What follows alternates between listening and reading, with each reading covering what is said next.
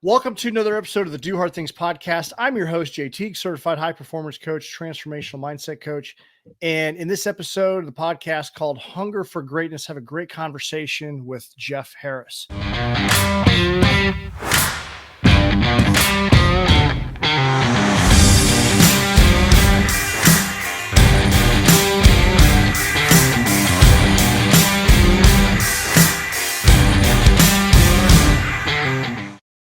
Jeff Harris is a high-performing individual, CEO, former Marine.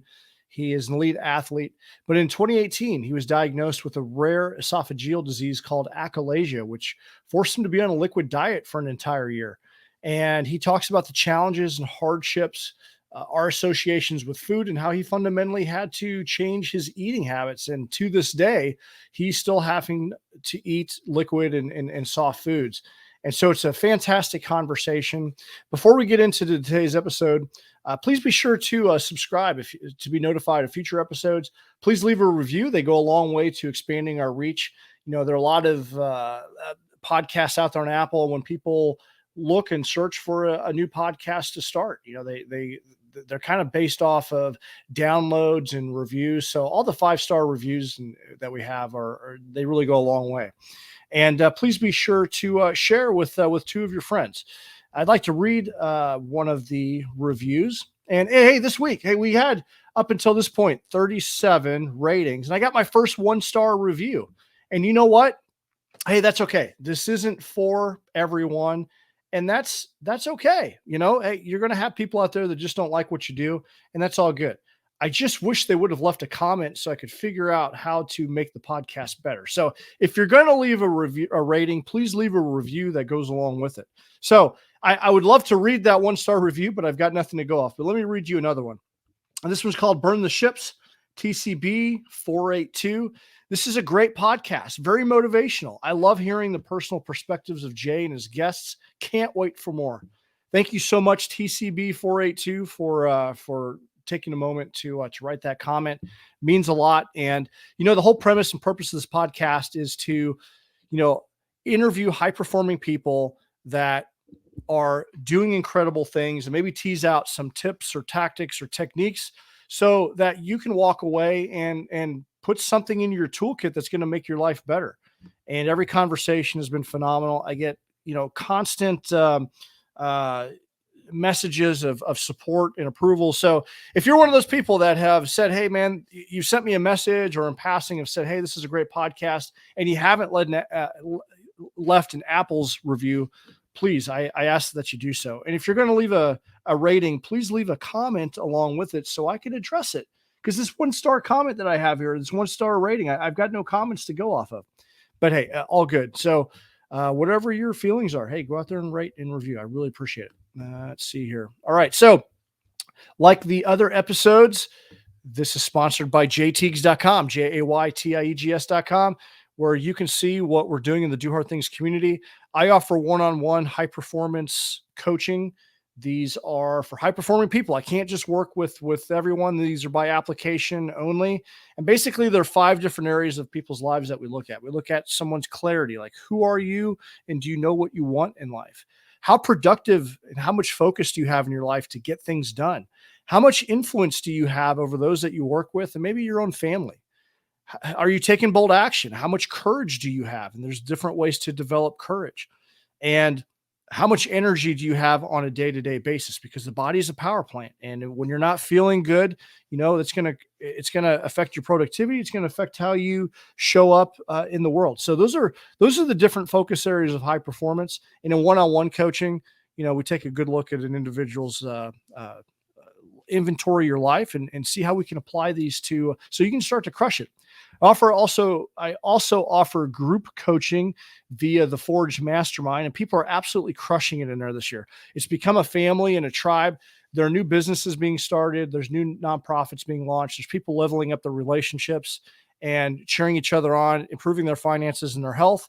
And, you know, I go in there and I facilitate conversations, but I learn something from every one of our weekly team calls. We read a book of the month, and look, you can do personal growth and development on your own, and you can read a book, listen to a podcast, but the mastermind concept is getting, multiple minds together.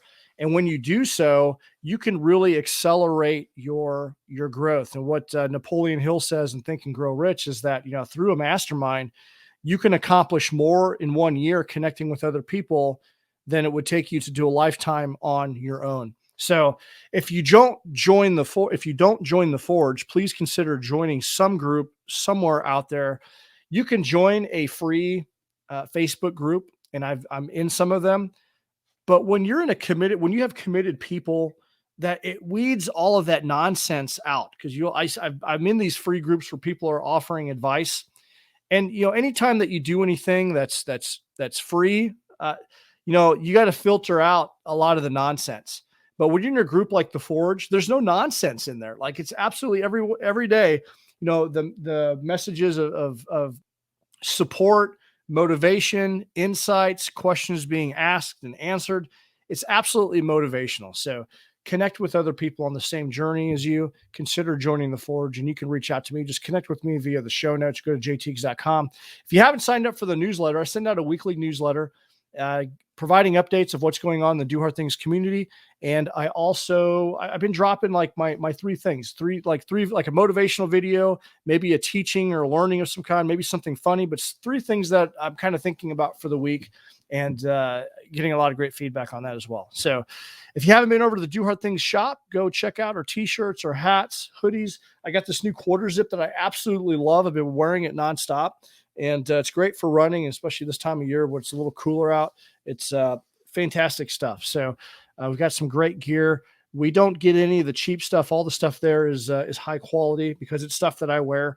And my whole closet has been raided by my daughters, because they love the t-shirts. They wear them to sleep in at night because they're so comfortable. So show the world that you do hard things, support the show. And then in the near future, you can, we're going to be doing a backstage pass. It's going to be like a VIP access for the podcast. We're going to have video content. I have videos of all of the interviews that I have not posted yet, and I'm going to offer early access and probably some additional content. So be on the lookout for that.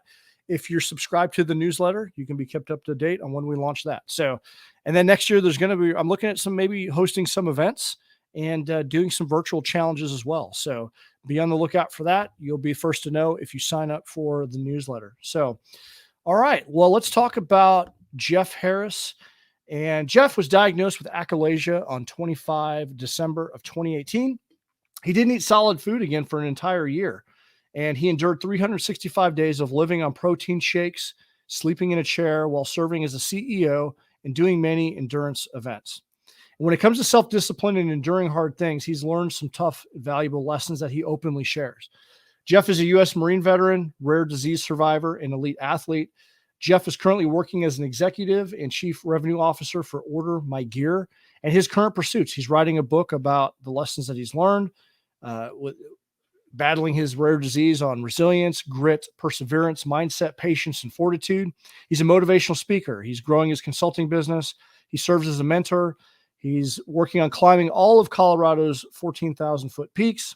He's training for a sub 30-minute Murph with a 20-pound vest, and he's an ultra runner. So he's a phenomenal person. This is a great conversation, and it was awesome to have him on. So without further ado, let's get into today's episode. All right, welcome everybody to another episode of the Do Hard Things podcast. I'm your host, Jay Teague, certified high performance coach, transformational mindset coach. And today I have the honor and privilege of having Jeff Harris on, AKA Montis Man, who we talk about doing hard things. We're going to have a great conversation where, Jeff, you are a man that does hard things, and I'm excited about having you on to hear your story. Jeff, just tell us a little bit about who you are and what you do. All right. Thanks, Jay. It's a pleasure to be here. Yeah. And by the way, Montis Man, Montis is Latin for mountain. So mountain man. I live in Colorado. That's where that comes from. My wife's handle is Montis Babe. So there you have it. That's awesome. Yeah. So I'm based in Colorado Springs. I serve it as an organizational consultant, my day job, and also an interim executive. I've been doing this for 3 to 4 years now. It's a long story, which I'm sure we'll get into on how I started doing this. I also serve as a scaling up coach, leadership development coach. I've worked with Franklin Covey, Gallup, John Maxwell for many years. I also do sales training through Miller Hyman and some other programs as well. And that's kind of my day job. And right now I serve as chief revenue officer for Order My Gear. It's a tech company, SaaS tech company based out of Dallas. Just joined them a few weeks ago and having a fantastic time. It's an amazing team and culture. And just giving a shout out to them because they're just amazing. Welcome me in like family. So love work with them. Outside of that, yeah, I like to endure hard things. I train 2 to 3 hours a day. I do various endurance events. Thanksgiving Day, I had a bunch of friends running half marathons virtually. So, in order to make it harder, what do? I put on a 20-pound vest and ran that thing as hard as I could. So, I just like to take things to the next level if at all possible. And I do a lot of body weight training. I have run some ultras with very little training, just a challenge from somebody to say, hey, I'm doing this. We're going to raise a lot of money for a great foundation, and saying, hey, Jeff, you want to give this a shot? It's like, yeah, because I've learned through the hard things that I've gone through in life, you got to run the mile that you're in, quite honestly. And that we'll talk about a little bit about my health journey, I'm sure, and some of the things I've learned there. But yeah, that's I love spending time in the mountains. I love snowboarding, hiking, climbing 14ers. Last year, I was slated to climb Mount Rainier because I want to get into some big mountains, and then COVID hit, kind of canceled that. So I've just spent my time staying in shape, and as I say, putting more hay in the barn. That's my goal every day. I put hay in the barn so that I can go do hard things whenever I want to go do them. So the harder, the better. Yeah, I ran across you from the Lions Guide podcast, and Dale Walls had you on as a presenter, and I heard your story. I'm like, okay, I got to get Jeff on here to talk about your story. There's a lot of commonalities. You're a former veteran. I lived in Colorado Springs. I was stationed out at Fort Carson on 2 occasions. Absolutely love Colorado. I'm an endurance runner and a running coach myself. So all these things that you talk about, being an endurance athlete and mountain climber and all these things that you've done, we've got some commonality there. So I was really excited to have you on to talk about your journey. Fantastic. Well, it's a pleasure, Jay. And yeah, it's good that we have some commonalities here because you're in Missouri and we're both from Missouri, is what we've learned here before getting on the show. So it's a small world. And here Yeah, we are. absolutely. So what let's just start again, we'll start off with the early years. You're born and raised in Missouri, and you ultimately joined the Marine Corps. So can you tell us a little bit about, I guess, what your childhood was like and Yeah. what compelled you to join the military? My childhood, as my friends in the Marine Corps and now in my professional life say, you were kind of born and raised in Hillbilly Holler, Missouri. I literally grew up hunting and fishing. If you asked me what I was going to do as a kid, I would have said probably be a trapper or have my own fishing show. I mean, that was basically my life. There was hardly a day that went by that I wasn't doing that. Never traveled, never left Missouri. And my goal throughout school was to join the military, to have a ticket to get out of that small town and go see the world and do some hard things. And so I was always training. I was always an athlete. I grew up running cross country, playing baseball, football, playing ice hockey, doing all that things, got into martial arts. And whenever I was graduating high school, I wasn't quite old enough to join the Marine Corps, so I had to have a waiver signed. My parents wouldn't sign it, so I was a bit frustrated. So they made me commit to them that I would give college a year try. And then if I still wanted to go in the Marine Corps, then of course I was old enough I could do whatever I wanted. So I went to college for a year, spent most of my time, I studied computer programming, was bored out of my mind. I spent every free moment I could just in the pool or at the track or in the weight room training. And as soon as that semester ended, I was off to the Corps the next week. My parents kind of flipped out. They thought that their little test would change my mind, and it didn't. And so, yeah, I went to the Marine Corps. I had an absolute blast, traveled all around the world. I say blast. It was the best of times and the worst of times of my life. As those of us who have served, we can understand that. The best part of it was the camaraderie, the friendships, the brotherhood that you become a part of. And especially in the Marine Corps, it's just a strong culture. And my friends and I were still, my buddies and my teammates were still great friends to this day, which has been fantastic. So I got out after 4 years. I was enlisted, and I actually, going in enlisted, I thought, okay, well, I didn't know anything about the service and how it worked. I'm like, I think being an officer is where I want to be. So I went back to college. I studied biomedical engineering, pre-med, and mathematics, and just kind of fell in love with science and engineering, and ended up taking a different track. I was going to go to grad school and got a call from a biotech company based out of Sydney, Australia for a sales engineering role. Knew nothing about sales. The company had an office in Colorado Springs, and I got to thinking, I wouldn't mind putting school on hold and just going to Colorado and hiking, skiing, climbing for a couple of years, and then going back into school because I was young, single. I'm like, there's no reason why I can't do that. So I went into the company knowing nothing about sales, taught myself everything I possibly could. Within a couple of years, I was the top salesperson in the world for that organization, and then got promoted to product manager, and then eventually took over global customer support and training, became their chief learning officer, took over sales, got into sales operations, sales enablement. The company and my mentors really invested in my growth. And it was great because I got to travel all around the world. There was 12 offices, hundreds of distributors, and I got to do amazing things as it was a smaller company. And I just kind of fell in love with the business and leadership side of things. Ended up leaving there because I was there for 12 years. The company was great to me, but I wanted to do other things. So I went to a med device company and got into the scaling up methodology, became their chief business development officer and VP of strategy and leadership development. Spent 3 years turning that company around. I still advise them. Great friends, fantastic organization that's really excelling now. And then I got into consulting, worked for Sales Benchmark Index. It's a boutique consulting firm based out of remotely out of Dallas. I was only there for a few months when I was diagnosed with a rare disease that really derailed me, which I'm sure we'll get into. Left my consulting firm to just take a leave of absence so that I could hopefully, get through this rare disease and have this surgery and come back to work. And I ended up starting my own firm because I got a call from a CEO in New Zealand, said, "Hey, we really need help turning around sales and marketing and customer success to this SaaS company. Could you do it?" And as I sat there, I thought, I was like, yeah, I could do this. This will give me a purpose.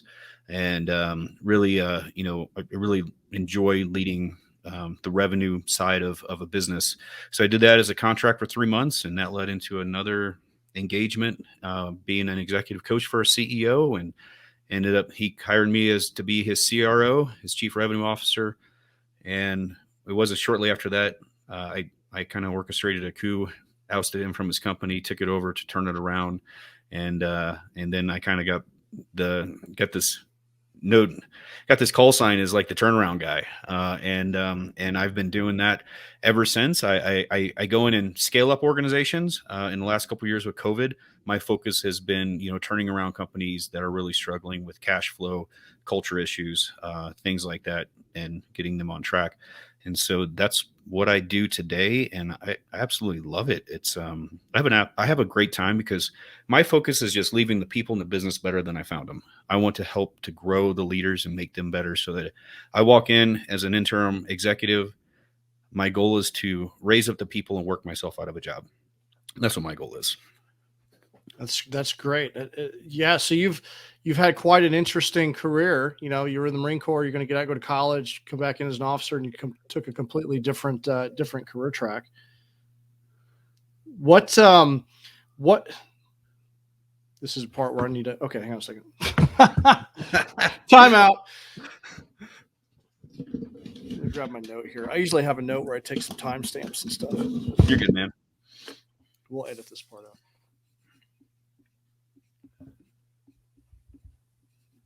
Yeah, you took me around full circle there. I'm trying to figure out which part do I want to go back in and attack. I figured you'd say, let's dive back into what happened with your health issue, but you do whatever you want, man.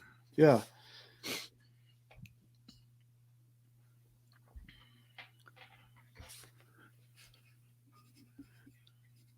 And am I saying it right? Achalasia? Yeah, achalasia. Yeah. And just so you know, me, Jay, I can ramble on a bit. So if you ask me, it's because I'm on the spectrum, which very few people know. So I can ramble on about stuff for a long time. No, I've got a daughter who's on the spectrum, high functioning autism. So it enables me to do what I do for companies. Well, the way you speak, though, just listening to Dale's podcast, like you do a really good job. You do have these long tangents, but you story tell really well. So, thanks, man. You well. It's an ongoing process for sure. Yeah, you took me around full circle. I wanted to get back, but I'm like, where do I go? No, so okay, so we'll pick it up here. Okay. Seconds here, and all right. So tell us a little bit about the medical incident that you had with the esophageal achalasia. Am I saying that correctly? I know it's such a rare disease. I've never even heard of this before. Yeah, well, that makes two of us when I was diagnosed. So yeah, December 25th, 2018, Christmas Day, I was admitted to the hospital and diagnosed with aspiration pneumonia. And doctors were wondering why I had aspiration pneumonia. Essentially, fluids were draining into my lungs and killing me. And I had no idea what was going on. I just knew I had this really terrible cough for about a month leading up to that day. And I struggled to eat food or to drink water. And leading up to that day, which was a whole year prior, I was struggling to eat food. Well, for probably a decade before, I would take a bite of food and have to. I always had like a big glass of water, or sometimes I would just have a water jug and just chug it down, just to sit down and eat a piece of pizza or eat a hamburger or whatever it was. I always struggled to swallow, and it was just super painful. Doctors couldn't figure out what was wrong with me. They just thought I had heartburn. Of course, I always had heartburn because it turns out this disease, esophageal achalasia, it prevents peristalsis in the esophagus. So it paralyzes the muscles and neurons. So when you swallow food, those muscles and neurons don't work to push the food down to your stomach. And so in my case, the food just got stuck because it also causes the muscles in the lower esophagus to constrict. And it causes this, for me, think about this size, the diameter of a cocktail straw. And so I was eating food and then it was trying to pass through this, little bottleneck. And my esophagus just got clogged up. It distended 4 times its original size, and fluids were draining into my lungs. And doctors told me when I checked in and they figured this all out with all the exams that they would give the average person probably 24 hours to live. They're like, you have an opportunity, a chance to walk out of this hospital because you're an athlete. And up to that day, I was always training, always doing CrossFit, nothing to the level that I am today, because, I was just kind of going through the motions. But when you go through a near death experience, you start to realize that, wow, I need to live each day to the max. So back to the story. So specialists come in, they do a lot of different tests on me, and they determine that I have esophageal achalasia. And it's so rare that doctors are actually coming in with medical books saying, we think this is what you have. They had to wait until an expert came in within a few days to actually do some tests and say, yes, you have this, Jeff. So I, for Christmas Day, I got what's called an NG tube, which is a tube that goes up your nose and down your throat to start draining my esophagus until a surgeon could come in and do a procedure to clean it all out. That is uncomfortable, especially when you have aspiration pneumonia and you're coughing nonstop. So I was eventually sent home on a liquid diet of protein shakes, Ensure, apple juice and stuff for 10 days. And my mindset as a Marine was, okay, well, I'll go home. I'll be on a liquid diet, just kind of reset. My esophagus will calm down, go back to normal size, and I'll eat food again. Well, that's not what happened because, like you, I didn't get the memo in this disease. So I went back and saw a specialist. They told me, great news, Jeff, you don't have cancer. Bad news, you have to have surgery, but you can't eat any food until you have surgery. I'm like, okay, so what's so bad about that? Am I going to have a surgery like next week or something? Or like, as soon as we can get you in is April 17th. This is beginning of January. So I'm doing the math in my head. Like, wow, okay, you just took all food away from me. I'm going to live on liquids for a few months and then potentially eat again. So that was a hard day. I'm not going to lie. I shed some tears because I was already super, super hungry. But my mindset was that night I told my wife, look, I'm going to shed some tears. I'm going to feel sorry for myself, but there's only one way to get through this. I'm like, I got to just keep stepping forward. I have to figure out how to optimize my nutrition, and the liquid diets that physicians place you on are not effective. I can tell you that. So I got very resourceful very quickly on how do I get the right calories and nutrients into my body so I can still function, because I lost 30 pounds within a couple of weeks and my brain would barely function. Your brain consumes a tremendous amount of calories. And so as a consultant and an executive leader, you sit in these meetings, and I'm in board meetings and stuff to this day, my mind wasn't working. So I'm like, I gotta take a step out. So that's why I ended up leaving my consulting firm for kind of a sabbatical until I could return, and ended up starting my own business because I had a new purpose when I got a call and said, Jeff, a friend of mine who was a CEO said, Jeff, I have this issue. I know you. If you have a purpose, you will find a way to muscle through this thing. It'll take your mind off of the fact that your life kind of sucks, buddy. And it's like, Yeah, yes, that's very true.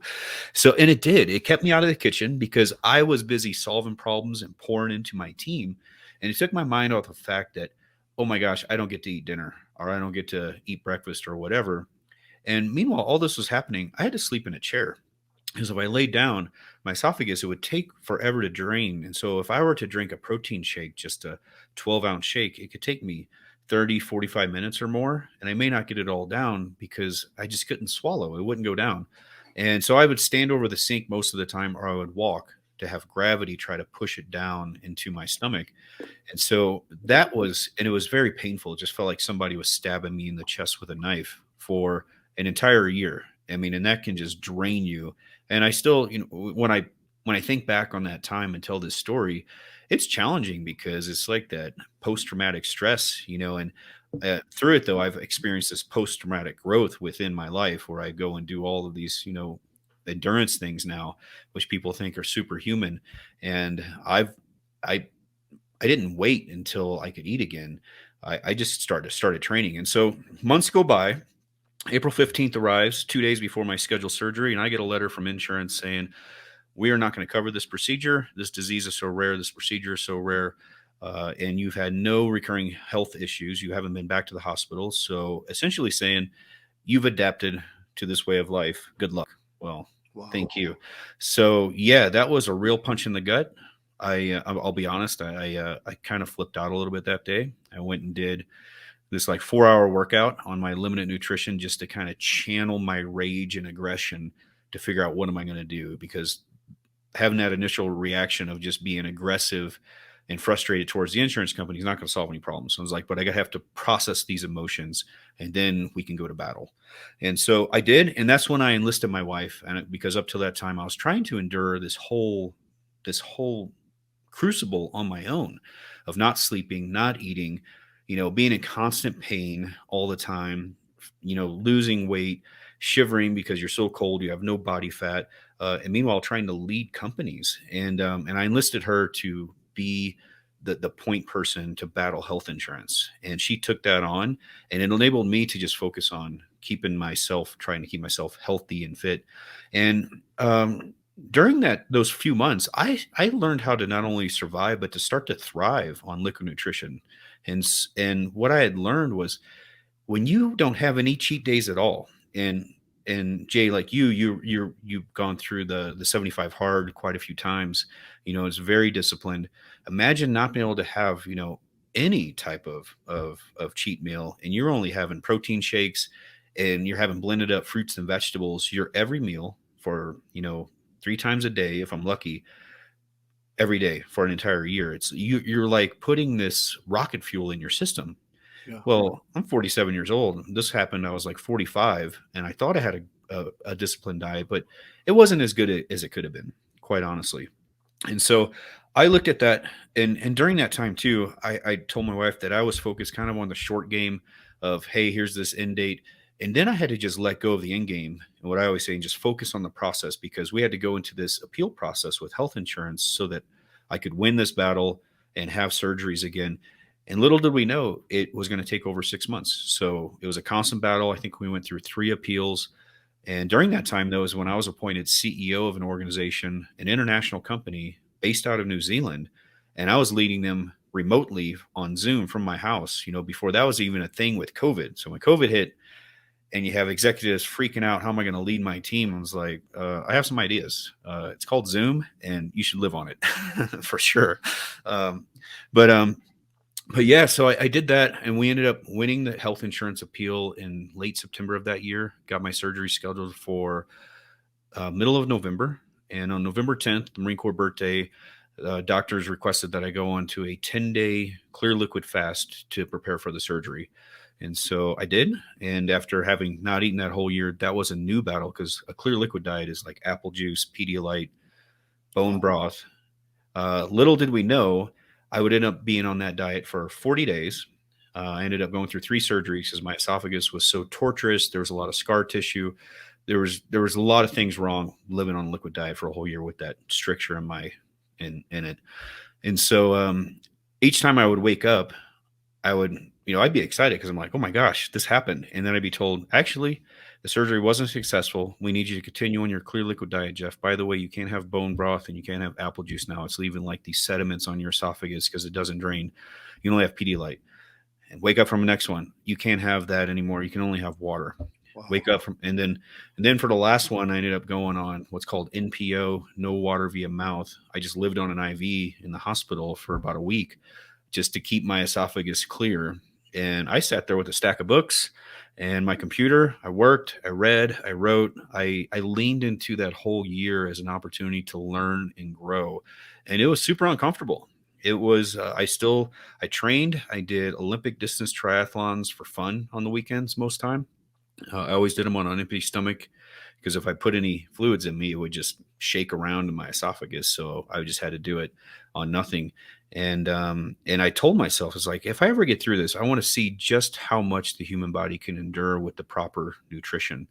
And so that year, yeah, I ended up having those 3 surgeries. And then on Christmas Day, 2019, a year later, since I had eaten anything, I was able to sit down with my family and I got to have scrambled eggs. I got to reintroduce soft foods. And it was amazing. As I always say, it was like the best meal of my life. And today, even today, scrambled eggs are like my go-to. Yeah, it's wonderful because I eat soft foods now.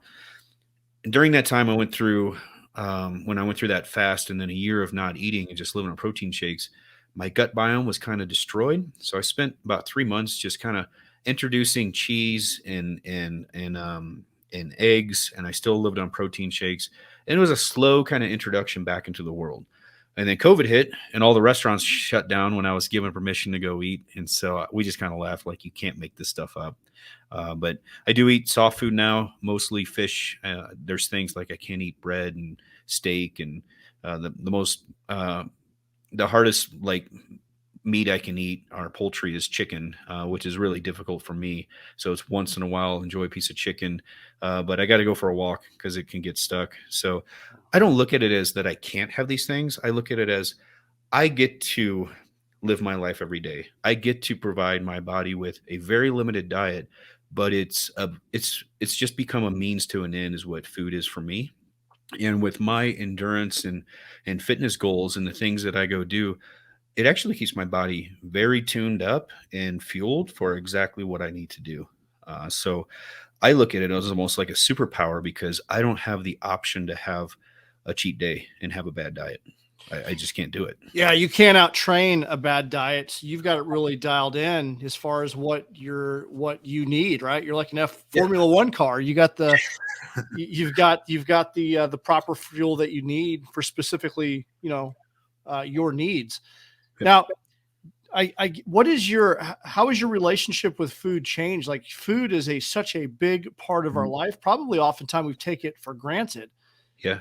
You not having it, like how describe that process? Like, oh shit, I can't have food now. Yep. And you're probably seeing people eat food and then going through now you're kind of probably used to it. Can you take us Yeah. through So that? going through that year, it's such a great question because as I tell people, food is a catalyst for human connection. And when you take that away from somebody, I literally felt like I was living on an island of psychological isolation. And that was more difficult for me than what my body was going through. Because you, quite honestly, it may sound like this is hard, to hear, but it's your body gets used to being in this constant state of want and weakness when you're going that long. And it just becomes the norm of today's going to be uncomfortable. You wake up, your wife's cooking bacon and eggs. The smell of food becomes this intoxicating combination of hope and hell because you don't want to give up your unwavering faith that you're going to get through this thing, but you have to face the brutal facts of the situation and confront reality.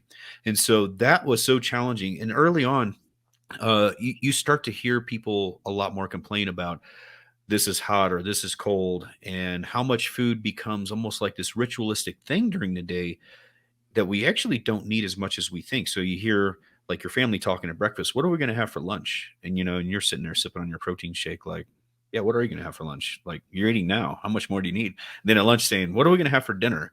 Are there any snacks, before dinner? And then after dinner, it's like, what are we having for our dessert? And then you take a step back kind of out of the fish tank. and realize a lot of what we do around food, it's around connecting with others, and it's a big part of our day-to-day life.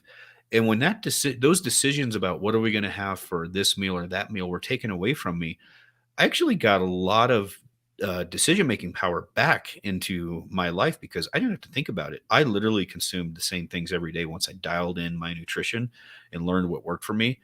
It was just like, okay, here's the program that I have to run today to keep my body optimized so that I can stay alive another day, and keep going.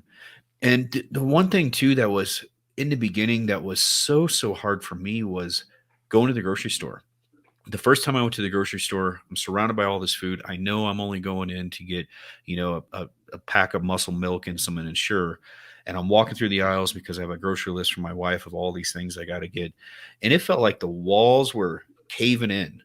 And I thought about Tom Hanks in the movie Castaway when he's on this island, but he's surrounded with like all these coconuts and seafood. And almost like when I first watched it, it's like, wow, that must be terrible years before. And then I watched it, while I was going through this thing, it's like that would be amazing. It's like, wow, how great would that be? And so I came home and it was so hard. I kind of I'm not gonna lie, it's like I got really emotional about it. And so the next day I went back to the grocery store and I just kept going back because I knew I was like, if I'm gonna function in a state of living on liquid nutrition, I have to be able to operate in the real world like another human being. I'm gonna have to be able to take my family to dinner. I'm gonna have to be able to take my wife on a date and be able to sit across from her but mentally prepared, to be able to watch her eat and enjoy life, but not complain about it because it would bring her down. And so we figured it out. And because one of our things with our marriage is like you have date night. And so in the first couple months, I was like, look, I can't do this. It's and I realized the impact it was having on our relationship. And then I remembered it's like the things I teach in leadership is like it's to serve, it's to put others' needs in front of your own. And and I thought of it as like I have to figure out a way to where I'm mentally tough enough to be able to sit there and have an amazing time and take my mind off the fact that I'm starving and I'm uncomfortable and I can't connect with my wife on that level, but just to be there and to do all that I can to keep strengthening our relationship. And so those were some of the hardest things to go through because yeah, I felt like I lived on an island. I mean, for an entire year, there was no placemat set at the kitchen table for me, breakfast, lunch, or dinner, because there was no need to. Yeah. That's got to be incredibly tough because that's, for a lot of families, that's a time to connect. You connect, like you said, connect around the dinner table. Hey, Junior, how was your day today? Hey, to your wife, and you didn't get to participate in that like you wanted to, or did Yeah, I learned how to do it, but in the first few months, it was easier for me to separate myself from that environment yeah, because I wasn't mentally and emotionally strong enough. And so I would just say, I had this mantra, just walk it off and deal with it. So I would go for walks just to be away from kind of what's happening in the kitchen around those times. But then I started to learn, like you're saying, I'm like, I'm losing that human connection with my family. It's like I have to figure out a way to face this and be able to sit at the table. So I would sit at the table with, no place settings, which was the oddest thing on Christmas Day when I sit down and there's 5 place settings and I have one. I'm like, oh my gosh, I'm part of the team again. So I'll be yeah, welcome back. But it's interesting, Jay, too, because on Christmas Day when we had scrambled eggs and the whole family had scrambled eggs, I chose, as I did that whole year, it's like everybody is going to eat. I'm going to eat last. I've waited long enough for this. The doctor actually gave me approval a few days before to eat, but I was so close to 365 days. And in my mind, I was like, no, I've gone this long. I have the self control. I have complete control now over this disease. And so instead of rushing out, like I've heard other people do, it's like I'm going to eat everything. I was like, I'm going to be patient. It's like I've learned so much about patience during this year that I'm fine with it. I'd rather celebrate with my family on Christmas when all the kids would be home, and to say to this disease, like, you didn't beat me. It's, yeah, we you helped me to become better, but you also helped me to learn how to just be patient and mindful in the moment and maintain a positive attitude while I'm doing it. So when I picked up my fork to finally take a bite. We have pictures of the family, just have the strangest looks on their face because, oh my gosh, my dad is picking up a fork. It's like, we haven't seen that in a year. It's so foreign to us. He always just has a glass or a protein shake. So yeah, that was, think back because, it's a couple years ago this time when it was a journey that we didn't know when the door was going to open. And that's one of the things with going through any crucibles in life that I've learned is you got to accept reality and just kind of keep your head down. Once you figure things out, because I've learned if you do what's possible long enough, and by what's possible, it's like sleeping in a chair for me, drinking protein shakes, you know, keeping a positive attitude. The impossible, it's going to relinquish its throne. It just takes time to do it. So now, were you an endurance athlete when this disease came into your life, or did you double down on that after? great question. I doubled down. I was an endurance athlete in high school and then in the Marine Corps. And I lost interest in running, so I got really into CrossFit, just shorter workouts. Running. Like doing a Murph. I only got to run 2 miles. Hey, sign me up. I'll do that all day.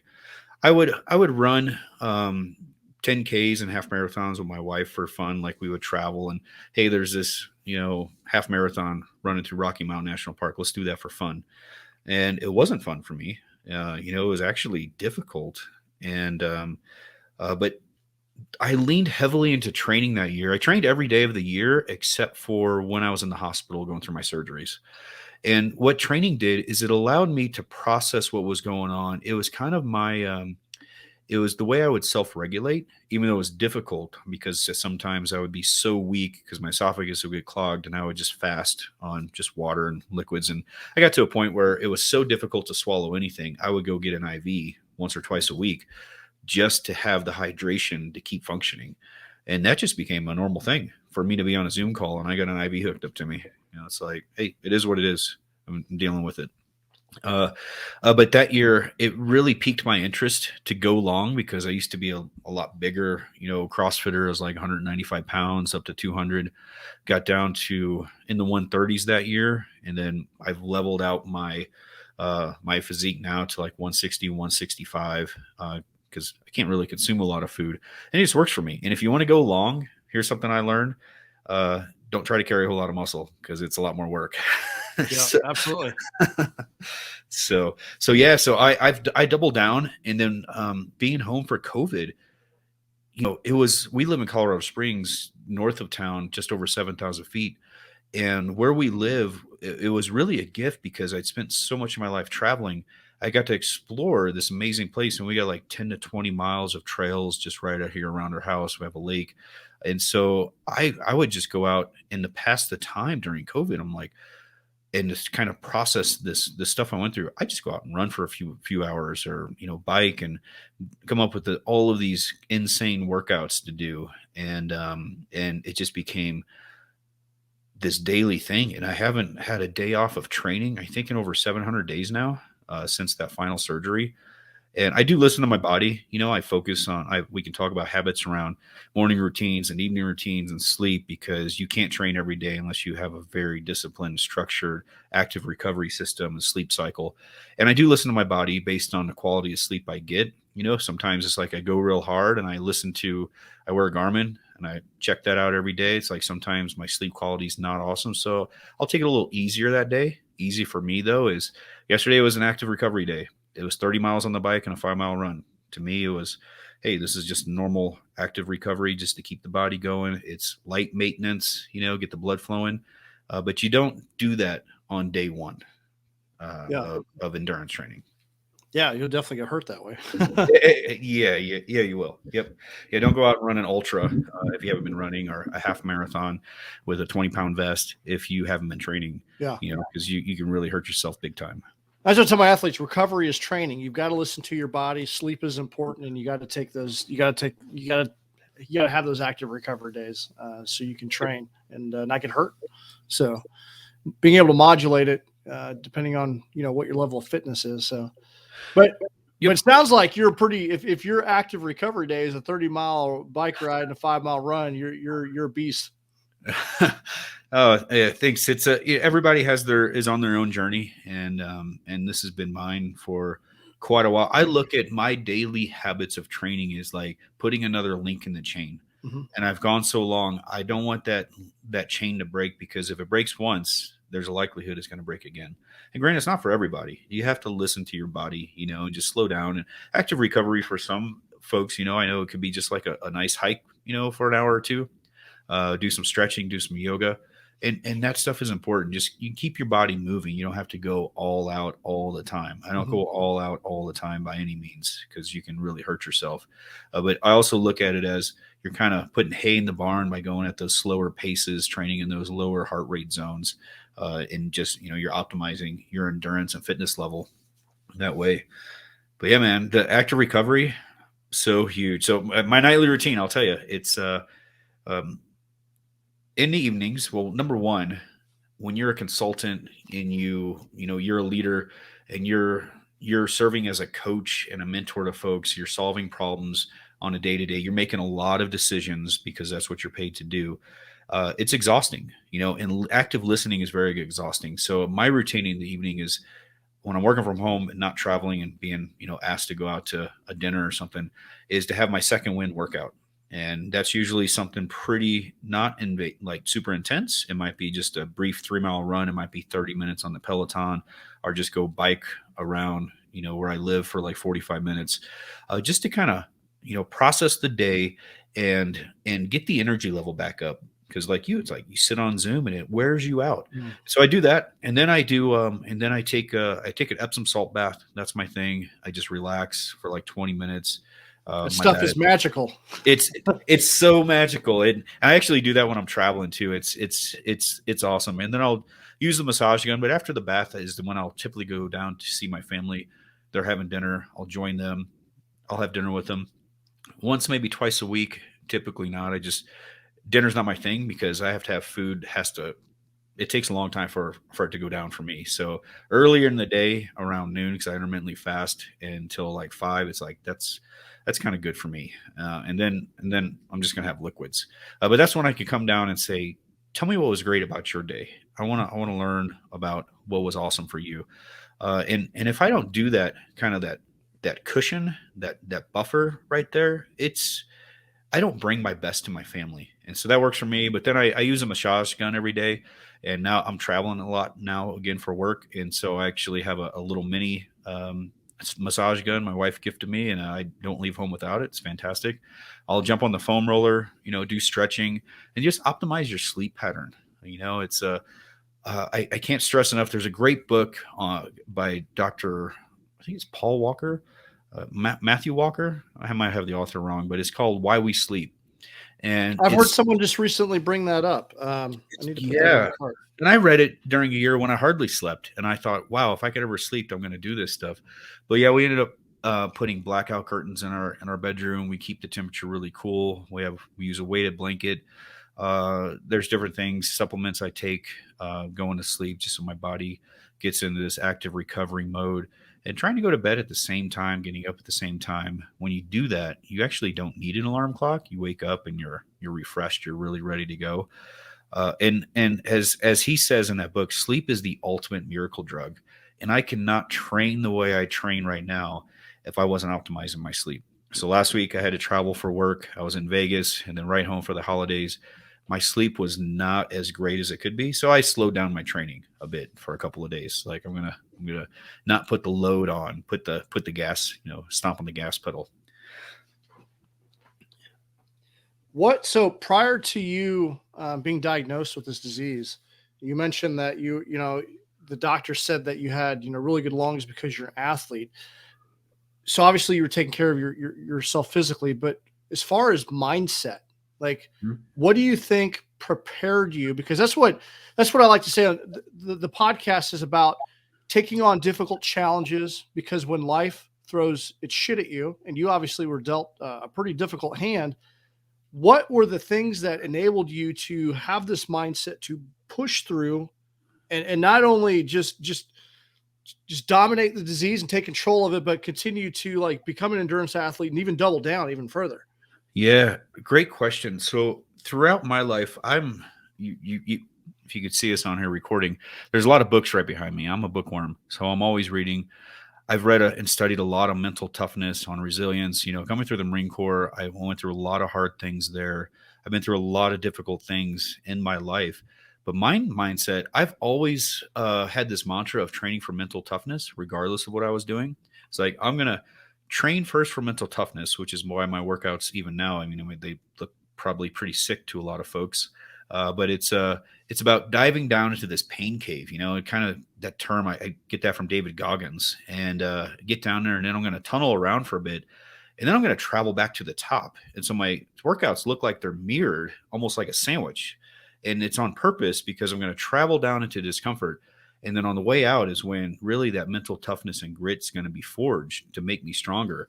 And so even though my workouts weren't as intense then, before this disease, I had trained that way to just always be in this constant state of discomfort. So I'd studied Stoicism, a lot of that philosophy for the longest time, throughout my life.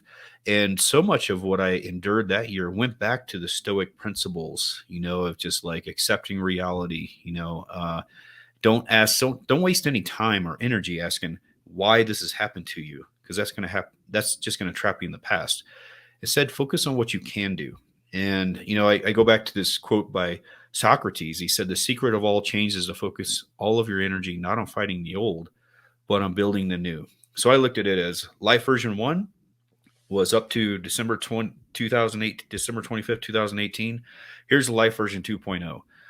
And one of the things I had asked myself routinely is like, what if life version 1 was just a rough first draft of what you could possibly achieve in life 2.0 without being able to eat a single bite of food? Because there's no survival guide for this. And there were some other things too, just having a purpose. My purpose that year, seeing how insurance was treating me, and then connecting with folks around the world and having it done to them, but they didn't have maybe the financial means, the mindset, the leadership ability to go up and or the courage to battle, these big health insurance companies, where I just looked at it as like, okay, we're going to battle this behemoth. It's like David versus Goliath. I have no idea how I'm going to win it, but I do know a lot about complex sales. I know about leadership and influence. I know what it takes to endure hard things. If I can take this on a day to day and just be calm and patient in the moment, because if you lose your patience, you're going to lose the battle, especially in this thing. You're not going to win. And so people ask me, what would have happened, Jeff, if you had ate food? Well, if I tried to eat food, it would just get clogged in my esophagus. It would probably cause aspiration pneumonia again. And this time I might not make it through it. So those were things, growing up playing different sports. I was a hockey player, ran cross country. Those running cross country, running is pain. That's it. It really is. I enjoy long, slow distances because I get time to think and stuff. But when you're running for speed, there's really nothing fun for that for me at all. I could still go out and bust out a 5.5 minute mile, and I'm 47 years old. It's not fun at all. But it's, and so those things, really strengthen your mind going through that. But I have a habit. My morning routine is so dialed in.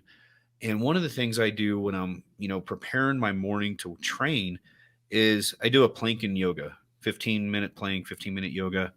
And when I'm doing that, I typically will watch motivational videos on YouTube by like Jocko, by David Goggins, Your World Within. And I look at it as a time to feed the good wolf, because you can either feed, whatever wolf you're going to feed inside. I'm sure people are familiar with this, is like, that's the one that's going to win. So my mantra throughout, for the longest time that I can remember, is just getting up and feeding myself with the most positive things I can so that I can endure that day. Because as a leader going into companies, you got to bring your best, and you want to bring some positive energy. At least I do, because you want to light a fire, within people, that they can become and do and be more than what they really are. And you can't do that if you come in and just kind of like have no energy. And that was a thing that really kept me fueled when nothing else could fuel me. Also, I'm a man of faith as well. My faith, that's a whole nother story to it, to enduring that crucible. But I never felt, more are closer to my creator than I had during that time. And it was a very spiritual experience for me, especially going through a 40-day fast, because when you go through a 40-day fast on top of not eating for as long as I did, there's nothing left to hold on to but your faith, quite honestly. I I consider myself someone that can endure a lot of pain, but I tell you what, when I get hungry, I get hangry. That I just look at your situation as like one of the worst things. Like it would freak me the hell out. And so I don't know. I just think it's incredible that you've been able to endure this. What when you were going through this and you had the hunger pains and things like that, do you eventually kind of get used to it? How does your body adapt to that? Yeah, and trust me, I've experienced the ultimate levels of hangry that most people probably can't fathom and probably never should. I mean, Uh, that's torture. It's got to be. I mean, yeah, I just think that what limited. I mean, I've being in the military and I've been to some schools where we had periods of time, where we were, but nothing like 40. I've never been on a 40-day fast. That to me just blows my mind. yeah. Um, it did mine as well. That honestly leading up to that day, November 10th, and I was thinking, oh, I'm going to fast for 10 days. I'm going to have surgery, and then we're going to celebrate, have Thanksgiving, and all this. And we still had Thanksgiving. I invited family and friends over. I cooked everything. I drank liquids that day. It was probably the hardest thing I had ever done in my life because I'm so hungry, but I was trying to keep a smile on my face and just be a servant leader. And also, I told my wife, I was like, I know if I can do this today because I committed to doing it, I don't want to cancel Thanksgiving because of what I'm going through. It'll make me stronger. And it really did, is because mental toughness, it's like this muscle, that you have to constantly flex. And so the harder the things I would go through, like I went out and climbed 14,000-foot peaks here, and I would have sometimes I just had a bottle of Pedialyte and I'd go 16 miles for the day because I got to a point where protein shakes, if I didn't like filter it, I couldn't get it down. And so I would just sip on Pedialyte. And there'd be times, where I'd take a knee and shed a few tears because I was so weak. And I just, get up, take another step. It's like, just get through this day because it'll make you stronger in the end. So yeah, I've experienced in those levels of hunger. It's not like you're steadfast every day. There's the darkness of the night when you're cold and you're freezing and you can't sleep. I mean, I'm sitting in this chair right now. I slept in this chair a lot with the work I was doing and the companies I was consulting around the world. And you walk to the kitchen and you open the fridge or you will go into the pantry and you're staring at all of this food and you can't take a bite. Yeah, psychologically, it was a nightmare. On the nights were the toughest because I couldn't really sleep sitting in the chair, and the hunger pains were just, you would know every day you're going to go to bed hungry, except you're not really going to bed. You're going to sit in this chair, you're going to be uncomfortable, your back's going to hurt, your neck's going to hurt, you're going to cough and choke every time you close your eyes, because I would aspirate whatever fluids I had drank that day, even if it was water, and it's going to be uncomfortable. And the thing was, I never knew when it was going to end. And that's when I would just have to double down and just say, just be grateful. My mantra through there was, your attitude is everything. And I'm going to just be grateful to be in this fight. And so I would sit there and go through what am I thankful for right now? Because you're everything sucks. It's like, okay, well, what is it that doesn't suck? I'm like, I got to spend time with my wife today. I got to pick up my kids from school. I got to sit there and hear about their day. It's like I actually got to, pour into this individual at this organization. And so you start breaking it down and it starts changing your mindset of like, maybe things aren't so bad. And it's a matter of perspective. When you go back to Man's Search for Meaning, which we both love that book, and you think about Viktor Frankl going through these concentration camps. I mean, there's people with hardly any clothes on and they're freezing and, they don't even have shoes on and they're out there in the snow working and they haven't been fed. And I would sit there thinking, I'm like, well, I'm in my nice warm house. I have this fireplace I'm sitting next to. I have a blanket. I have a sleeping bag. I have a blender where I get to, make up some smoothies. I was like, I got a lot going on for me that in another time and place, I wouldn't have been so lucky. And so it became down to the story that I would have to tell myself every single day. I would have to keep repeating this story that it's not as bad as I think. It could be worse. What was your did you have like an absolute like rock bottom? I mean, you're pretty strong minded and but did you get like what was your lowest point like? Yeah, that's a good question. I think my lowest point was when insurance pulled the plug in April of that year. Yeah. I mean, I'll be honest, full transparency, it was the ultimate dick punch for me. It really was. And that's kind of when not only, it kind of broke down that day and was very frustrated, but it was really when I had to pull myself together and say, okay, this is this is no longer like, some little battle that this is a war that I have to, waged against this disease, against myself, against health insurance, to try to help others, see what can be done. And I flipped the script, and I would tell myself, the story that you're living right now is going to serve as somebody else's survival guide as long as you can survive it. It's like, so figure it out. It's like people do what people see. Be the leader that you would follow here in, during this time. Hold on to your character so that your kids can see what it takes to suffer through hard things. Because if life hasn't punched you in the face, it's going to. It's Yeah. like every crucible prepares you for the next one. And so those were some of the things I would have to tell myself. And it's emotional now just to, think through that time and try to be patient and be that servant leader to my family, to the company I was serving, while continuing to better myself and to intentionally put myself in uncomfortable situations when doctors would say, Jeff, you shouldn't train at this level. You shouldn't travel around the world, and try and, because I would fast for days on long flights because there's nothing to eat, obviously, for me. And I would Airplane food's not that good anyway. exactly, I was like, this is better for me. So I would those were hard times. That, the rock bottoms would be, I went to New Zealand for a month with this company, and flying over there, spending 24 hours, just kind of, sipping on water and stuff, and then getting there, and then you're out of your comfort zone. Because here in my house, I could set up this environment where I could win, where I could have my blender, all my protein stuff. And you land in this foreign country, well, everything's foreign. You don't have the same nutrition resources and stuff. And I was fortunate. I met a guy. He had a smoothie bar, and he literally kept me alive for a month. He would make me smoothies, and he'd make me, like these amazing soups that I could just drink. And it was hard though, because you're in the middle of a city, which I would keep myself out of those situations as much as possible. And you're walking around on a Saturday evening, and everybody's in restaurants. The smell of food is amazing, and your knees are shaking. You're so hungry.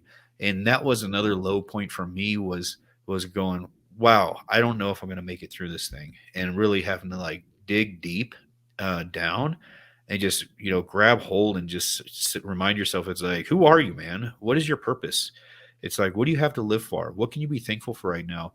But doing that every single day of that year, it was exhausting.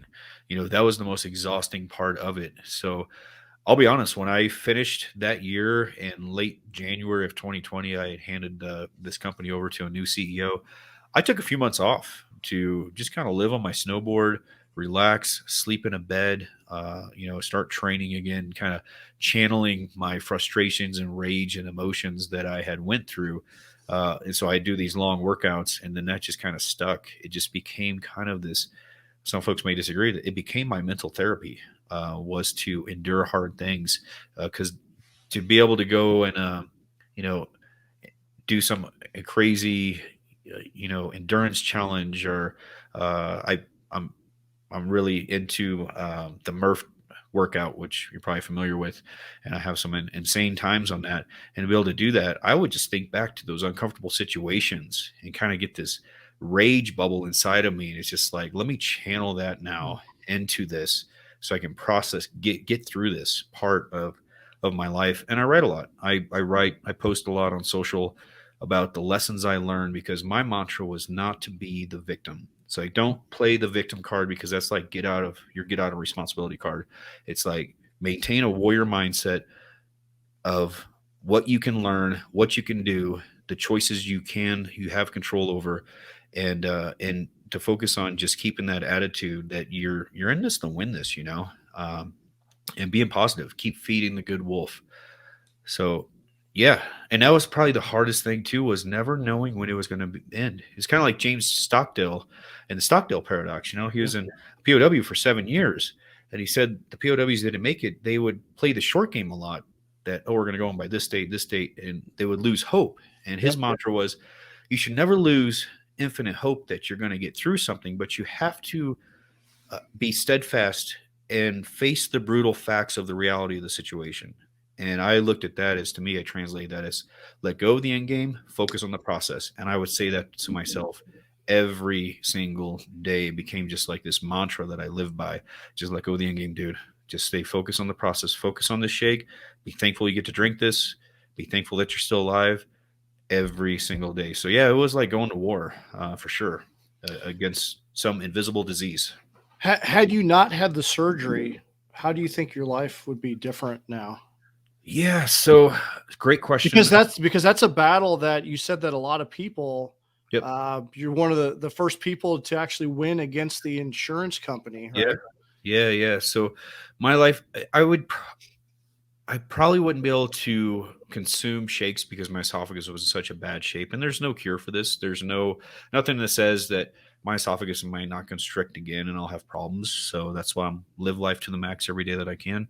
But it got to the point where by my third surgery, I had 3 different doctors visit me and basically plead with me to just accept living life on a feeding tube, that you've gone as far as you can. And I kind of looked at it as like being led into temptation. And the Marine came out of me basically with each one and saying, you can either get on my team or you can get out. I didn't come this far to just give up. It's like, you are going to try this one more procedure. It's like, or I'll find somebody who can.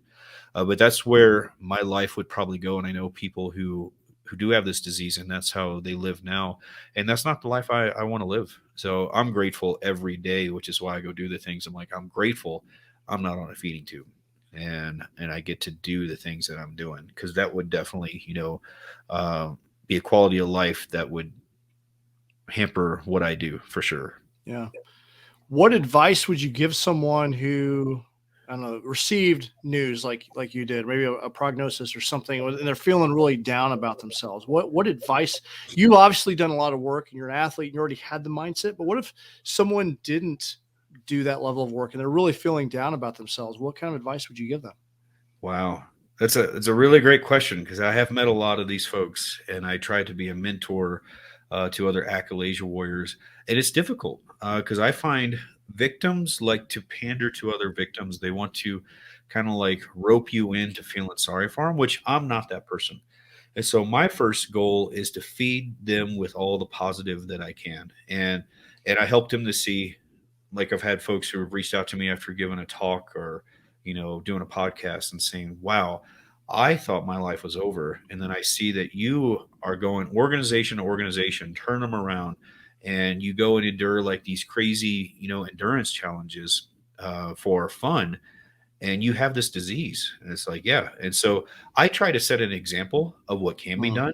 yep. And so I send, because I write a lot about this. So when I come across folks, I will send them things that I've recorded, and it's not to boost my own ego. It's just to help them. This is why I do these things. I want somebody to walk away from this and see what's actually possible by somebody who has been there and done it, who has got their hands dirty, who literally was down in the pain cave in the darkness, had no idea how to make it through there, but just remained resourceful and continued to improvise and adapt until they could finally overcome this.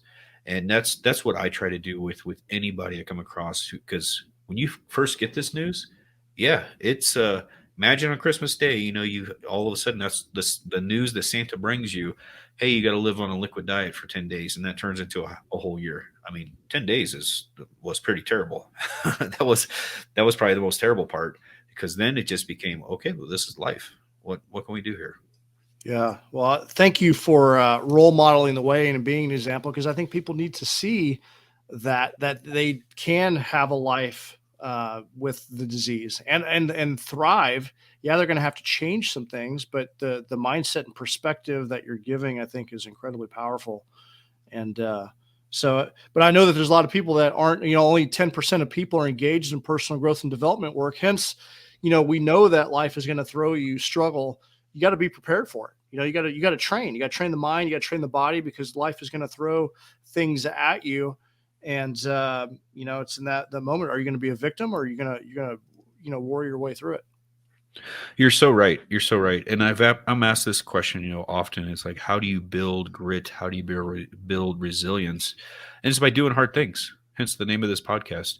You can read every book you want on grit, on resilience. It's not gonna. It's like a muscle. You have to put in the reps, which is why I do what I do every day, because I know there's another crucible out there, and the one I went through is probably just preparing me for this next one that I have no idea what it's going to be, but I just keep putting in the reps, because Yeah. it's going to take that mental toughness, that grit, that resilience, that persistence and tenacity, and fortitude to get through these things. Yeah. We throw around the term "do hard things." I got shirts with the logo and stuff on it. And then some people are like, man, this is really like this, something is happening where it's really difficult. It's like, yeah, it's all fun and games until it's time to you have to do the hard thing. You actually have to do what's difficult. And that is where you grow, Yeah. So it's actually taking action in that level of, suffering. You have to develop the grit through suffering. And that's why I'm a big proponent of like endurance sports, because like you said, like, running, just the act of running is a very difficult activity. It is not fun. Yep. And there's so many things that are good for you in that level of suffering that enables you to be more resilient when life punches you in the face. Um, and I just think about the all of the diseases, like the one that you have. Like for me personally, I just understand how hangry I get and how grateful that I am, that I can eat, and it just makes me, I don't know, I'm really, it just really makes me think about that. Like, so I appreciate you sharing your story. Yeah, yeah, I appreciate having the opportunity to, be provided this platform so we can pour into, your audience, Jay, and hopefully leave them with some valuable insights. And one thing I will say, living here in Colorado, and you've lived here as well, is you have these, amazing 13, 14,000 foot peaks, and I've climbed a lot of them, even when I couldn't eat food. And the one thing I've learned time and again is nothing grows on the summits when you're up there. It's down in the valleys where, that's where life really is. And that's where it's down in the valleys where that's where we're really shaped and forged. And so I viewed that year when a door would slam on my face, another appeal would be, denied, another surgery didn't work. Oh, you can't eat. My esophagus is clogged. So I just got to get an IV this day. I looked at all of those trials as an opportunity to not only grow, but to remind myself that in order to get to the top of the mountain, I have to grow to become that person. And so I would tell my wife, after round two of surgery, which she was really upset because we got our life plan. It's like, what are we going to do? I'm like, we're going to have another one. It's like, let's get it scheduled. It's like, I have not endured enough to become the person that can stand on the summit of this mountain yet. It's like, there's obviously more that I have to go through, and it's going to suck. It's not going to be easy, but I embraced that mindset. It was the story that I just constantly had to tell myself that I'm going to grow and become the person that's going to stand at the top of this thing so that people can see that it can be done. Yeah, we're all on a journey. Like, I think as soon as you say that, hey, I've arrived, then that's a problem. And I do you think that that's the reason why you continue to train and push the envelope mentally and Yep. physically with all these endurance events, so you can prepare for the next It thing that's is. coming? It is. And one of my core values in life, it comes from the Marine Corps, and I just kind of translate it, is never finish you. Never believe for one instant that you have arrived. And so I believe that, physically, mentally, emotionally, and spiritually, we have to, our being alive on Earth. I feel like it's my responsibility to push my potential to the absolute max that I possibly can, and to be, as you would say in the Army, all I can be. Quite honestly, but it really is. Every day is an opportunity to learn and grow and become the best version of yourself. Like, take consulting for instance. I have a habit of reading a book a week. I've done this since I was a teenager. Sometimes it's two or three books, and you don't think about it, a book a week. But when you do that for 30 years, you gain this fountain of knowledge. And it's about these. it's about these small little hinges. There's a great quote, small hinges swing big doors. Mhm. And it's these little things. It's getting up in the morning and doing your gratitude journal. It's doing that morning, yoga session. It's doing that morning run. And it may not seem like much over this little bit of time, but you do that for years and you have this exponential growth all of a sudden. And it seems like, wow, what happened to this person? Well, they just been slowly putting in the reps, one day at a time, every single day. Just put in the reps. Now, that's a great transition toward the end of the podcast. We're over an hour here. I like to talk about high performance habits and just some routines that you have. So, could you describe what your morning routine looks like? Like, what time do you wake up, and what do you do in the Yeah, morning? I'd be happy to. So my morning routine, first of all, my quote from my morning routine says rise early and strive for greatness or snooze your way to mediocrity. I wrote that years ago and it's kind of like my alarm is in get up. So 4:30, get up, transition down. Our gym is down in our basement in our house, where we have a couple Pelotons, treadmill, a lot of CrossFit stuff. And I immediately do my morning gratitude journal. I just write down 3 things that I'm thankful for during that year of not eating. I would go on what I call my gratitude walk. Just that motion changes emotion. It was really effective for me. But I write down 3 new things that I'm thankful for. I do a morning meditation. I do my prayer, read my devotional. And so I kind of have my spiritual mindfulness time. And then I jump right into my training, which is 10 to 15-minute plank, 10 to 15 minutes of yoga to get the body loosened up. I'm no spring chicken. I'm 47. I was in the military like you. It's like I have my share of back problems. And it takes a little while to get the engine ready to get going. And then from there, I typically will jump on the Peloton first thing and do minimum 60 minutes, which is 20 miles or more workout. That's a morning warm up. This last month was 25 to 30, and then I'll run, but also mix in a lot of body weight exercises during that time when I'm done training, because that's typically I have a minimum of 2 hours that I train a day. I try to do that first thing in the morning, and then anything after that in the evening for my second one workout is kind of gravy on top. It's like the icing on the cake, which is great. So do that, and then I will take a shower, and I always end it with a cold shower, just standing there in the suck. Kind of, I call it spraying on greatness. And what I've learned, I've done that for probably 7 or 8 years now, and as you know, it's the cold showers have so many health benefits when Oh it yeah. comes, to increasing circulation, your immune system and stuff. But also, it calms me down because when I walk out of that and I go into like a very difficult conversation or a meeting or a phone call, there's nothing that's going to really suck as worse than that. And that's true every day of my life. No matter, I don't I don't know how you are with the cold, but I don't ever get used to it. I hate it. I mean, that's the worst part of my morning, but it's also one of the most beneficial. Yeah, it's become a morning routine for me with doing 75 hard. And after I did like I still, even after I'm out of phases, I still do a cold blast at least. Helps wake me up. I know the recovery benefits of it, but it also makes me incredibly grateful. Like I've just suffered through something, even for a short Yep. period, that just reminds me, like when I go back in the kitchen and get that hot cup of coffee, I'm just grateful for it. And I've done something difficult for the morning, aside from my workout, Yep. that discomfort. It's just a reminder how comfortable and how grateful I am for those creature comforts. I love that, man. Yeah, that's such a good attitude, good mindset. The other thing I forgot to mention there was reading. I'll read 30 minutes, after my morning devotionals and all that stuff. And a lot of what I do now with the longer training is I listen to audiobooks and podcasts. It's my time. I don't always do like a Peloton workout or just listen to music and stuff. Sometimes I'll listen to music just to think and solve problems, but I'm typically learning. It's my time to invest in myself and take my game to the next level, because your competitive advantage as a consultant is to outlearn the people you're working with Mhm. constantly every day. No, that's incredibly important. I know when my morning routines, I'm always listening to some positive. I'm working the mind as I am the body usually. So I'm listening to a podcast or watching a motivational video or something. Just a peaceful time in the morning to start the day in a positive way. Always Yep. do my reading in the morning.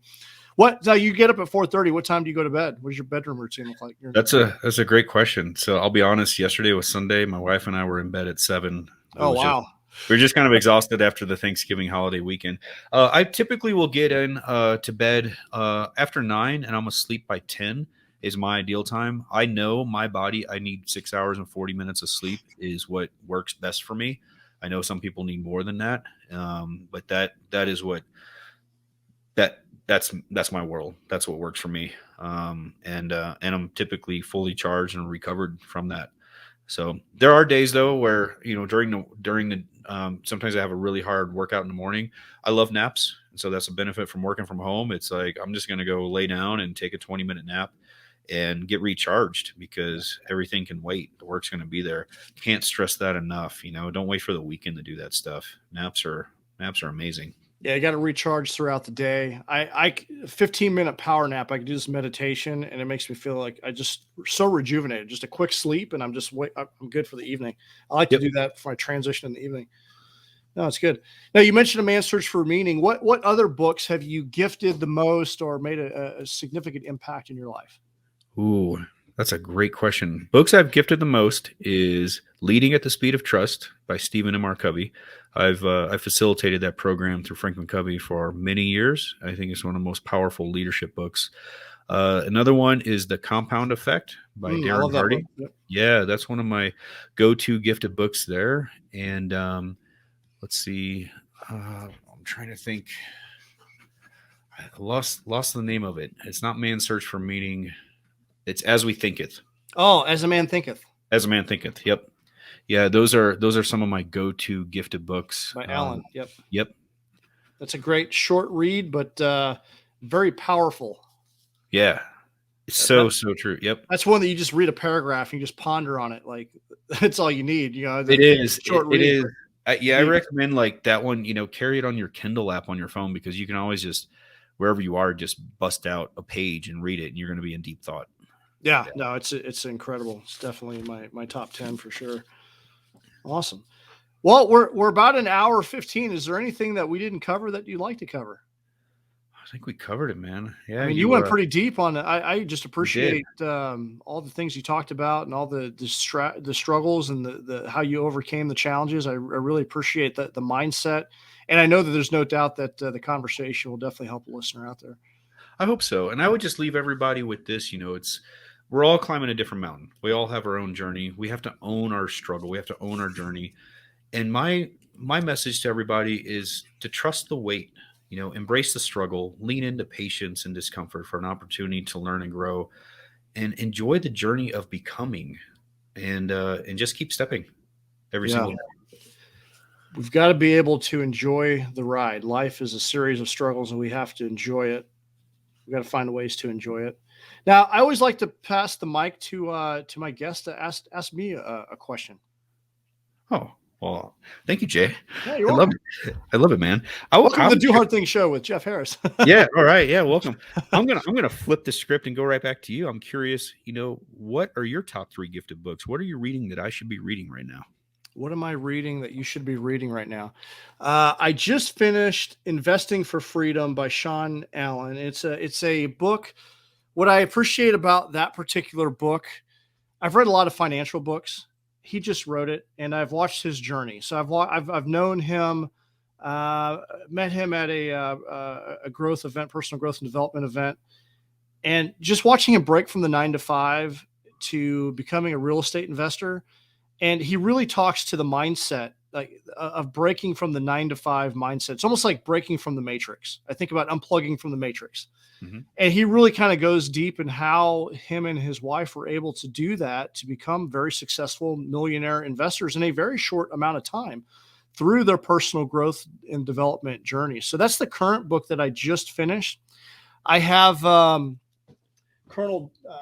retired Colonel David Fivecoat coming on. He's on the podcast launching this week, and he wrote the book, Grow Your Grit. And what I appreciate about this is Angela Duckworth does a great job in her book, Grit.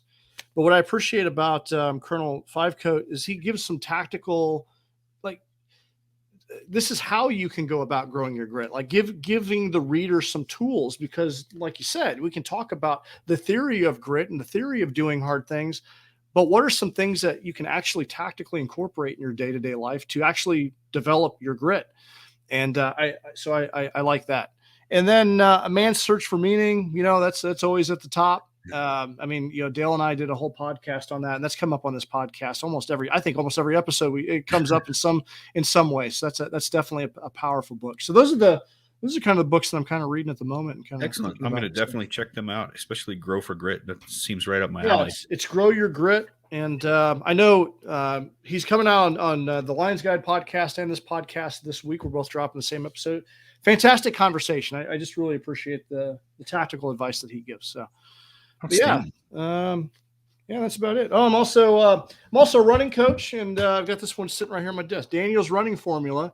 If you're a runner, I really appreciate this book. So this is a great book for runners. I'm definitely going to write that down. Yeah. I like his methodology. It's Dr. Jack Daniels, famous running coach. Run smarter, not harder. And that's been kind of my mantra as a running coach. How can you maximize the time that you have? A lot of people are very busy, and trying to run smart, not overdo it. And every run has a purpose, and being disciplined, and active recovery, things like that. I just really like that book's pretty popular, so I really like that one. I'm going to check that out. I appreciate that. That's no problem. Well, one final question. What is your current, we're talking about doing hard things. What are you working on? What is your meaningful pursuit that's challenging you right now? Yeah, great question. Professionally, continue to grow my consulting business, serving as an interim executive, and, actually considered joining a company I'm with now. Just really love the culture, and culture is everything for me. Give me culture and a great team, and I'm going to take things to the next level. Personally, I just keep continuing to put, hay in the barn. I'll do David Goggins 4x4x48 in March. It's not something I really train for. I just love to do it. Last year I did it. I finished the last 4 miles of the 20-pound vest. I'm actually considering doing the whole thing with a vest this year, because why not? Who else is going to do that? Just curious if I can do it. And there's some other challenges I'm training for in that regard, and trying to get back into the mountains. This last year with COVID, and then this year with all the fires, I've been really away from the high country, just avoiding the smoke this year, and getting back into climbing, and getting into ski mountaineering, and doing some amazing stuff like that. So that's what all my training kind of translates to, the mountains and what I'm doing now. And then trying to write my book, and just getting that accountability to finish telling my story of enduring this crucible of life, while leading a company and myself through these really challenging times. Because the company I was in charge of at the time, it was no easy day. It was definitely a company in a crisis. And meanwhile, I had my own personal health crisis that I was going through. And there's a unique story on the things I did and had to endure, and how I did it, that I'd like to share with other people, just so they can see that, just because you get diagnosed with some crazy disease that you never got the memo for, doesn't mean your life is over. You don't have to let it define your limitations, because, belief drives behavior. And to me, it's the limits that we set in our mind. It's like the governor in our life. It's like, you got to get rid of that stuff. The human body is capable of more than most people can, possibly fathom. And I think I've earned the right to say that, because I've done it, personally. I would never think, if somebody told me, hey, you're going to have to live this next year on liquid nutrition and do all of these things, I'd say, yeah, you're out of your mind. But it turns out the human body can take it. It's the mind that needs convincing, folks. Yeah, it's amazing what the body will adapt. The body is a remarkable thing. It's just, you got to get the mindset right.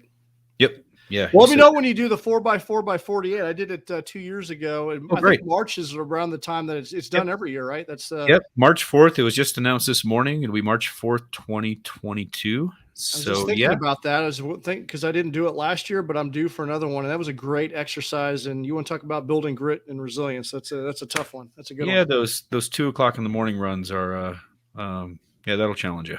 Yeah, that's for sure. So, Well, thank you for taking the time to come on the podcast and sharing. I just really appreciate the conversation today, and God bless you in your journey, and hope to keep in touch. And I'd love to see what you're gonna continue to do. So, All right. Well, thank you so much, Jay, for having me. It's been a pleasure. yeah, for everyone else out there listening, keep doing hard things. We'll see you guys in the next episode. Well, thank you so much for checking out today's episode of the Do Hard Things podcast. I hope that you learned something. I hope that the conversation was valuable to you. Please be sure to subscribe if you haven't already done so you're notified of future events. Please go ahead and go over to Apple and leave a review. They go a long way to growing the show. And share this message with 2 of your friends. There's somebody out there that is struggling with something difficult in their life, and there's no doubt that the message heard today, the conversation that we had today, would benefit and help someone. And if you haven't already done so, go sign up for the newsletter at jteagues.com. If you're interested in leveling up, you want to do some one-on-one coaching, high performance coaching with yours truly, you can apply there. I don't just work with everyone. It's by application, but you can fill out a questionnaire. We can hop on a phone and find out if one-on-one coaching is good for you. Now, my roster is almost full, but I'll also have a waiting list as well. And then be on the lookout for workshops. And we also have the Forge. If you want to join the Forge and be a part of a community of like-minded people, you can do personal development on your own. But when you are engaged with other people, you're going to learn a lot more and have that support network that will ensure your success. And be sure to grab some Do Hard Things merch. I love this quarter zip. We'll have some more inventory coming in soon. So thank you so much for supporting the show, and we will see you guys in the next episode.